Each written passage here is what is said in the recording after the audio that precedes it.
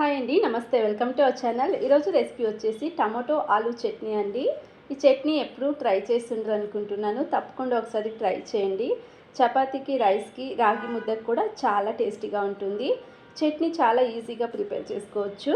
అందుకోసం ముందుగా స్టవ్ పైన బౌల్ పెట్టుకుని ఒక 7-8 పచ్చిమిరపకాయలు వేసుకుంటున్నాను. అలాగే 5 టమాటోస్ని కూడా వేసుకోవాలి. 2 ఆలూని ఈ విధంగా కట్ చేసి వేసుకుంటున్నాను. టమాటో ఆలు మునిగేంత వరకు నీళ్ళని వేసుకుంటున్నాను. వాటర్ వేసుకుని మీడియం ఫ్లేమ్లోనే ఉడికించుకోవాలి. ఈ ఆలు టమాటో ఒక 70% వరకు ఉడికించుకోవాలి. ఇలా ఉడుకుతున్నప్పుడు ఒకసారి మిక్స్ చేసుకుని ఉడికించుకుందాం. ఈ విధంగా టమాటో ఉడికిన తర్వాత స్టవ్ ఆఫ్ చేసేసుకోవాలి. స్టవ్ ఆఫ్ చేసుకుని కొద్దిగా చల్లారిన తర్వాత ఒక ప్లేట్ క్లోజ్ చేసి ఈ వాటర్ మొత్తాన్ని పక్కన వంచేసుకోవాలి. ఇలా వాటర్ వంచేసుకున్న తర్వాత కొద్దిగా చల్లారిన తర్వాత ఆలు టమాటోని సపరేట్గా ఒక ప్లేట్లో తీసి పక్కన పెట్టుకోవాలి. ఇలా టమాటోస్ని ఆలుని పక్కన పెట్టుకొని మ్యాష్ చేసుకోవాలండి. ఇక్కడ రుచికి సరిపడా సాల్ట్ వేసుకుంటున్నాను. 1/2 టీ స్పూన్ సాల్ట్ వేసుకుని ఒక మ్యాషర్తో మ్యాష్ చేసుకోవాలి.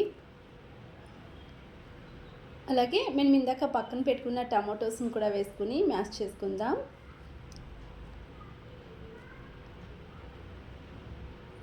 ఒకసారి మిక్స్ చేసుకుని ఈ విధంగా మ్యాష్ చేసుకోవాలండి. ఇందులోనే మేము ఇందాక ఉడికించుకున్న పొటాటోస్ని కూడా పై పొట్టు తీసేసి వేసుకోండి. ఇలా 2 పొటాటోస్ని కూడా వేసుకుని మ్యాష్ చేసుకుని సాల్ట్ సరిపడిందో లేదో ఒకసారి చెక్ చేసుకుందాం.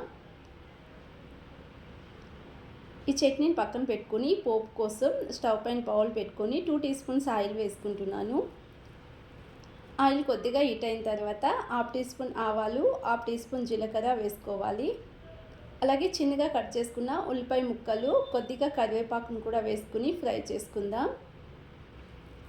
ఇవి కొద్దిగా సాఫ్ట్ అయిన తర్వాత 2 ఎండుమిర్చిని తుంచి వేసుకోవాలి.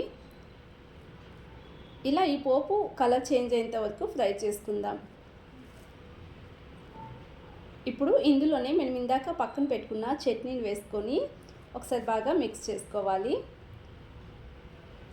ఈ విధంగా మిక్స్ చేసుకుని స్టవ్ ఆఫ్ చేసేసుకుంటే ఆలు పొటాటో చట్నీ రెడీ అండి. చూసారు కదా ఎంత సింపుల్గా చేసుకోవచ్చో, కానీ చాలా టేస్టీగా ఉంటుందండి. తప్పకుండా ట్రై చేయండి.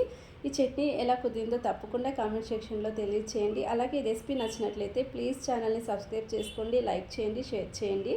Thank you so much watching.